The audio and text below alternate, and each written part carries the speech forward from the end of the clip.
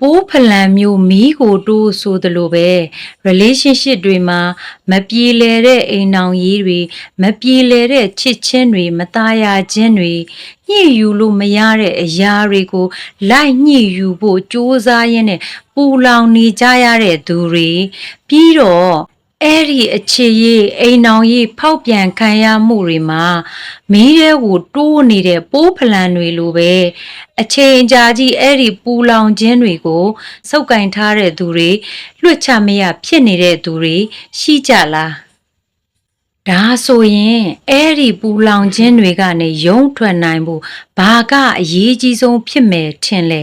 ဒါကတော့ကိုတန်ဖိုးထားခြင်းကိုတီးရှိခြင်းတွေကိုကိုယ့်ရဲ့စိတ်နှလုံးထဲမှာအမြဲတမ်းထည့်ထားဖို့အမှတ်ရနေခြင်းကအဲ့ဒီပူလောင်ခြင်းတွေကနေလွတ်မြောက်စေနိုင်လို့ပါပဲ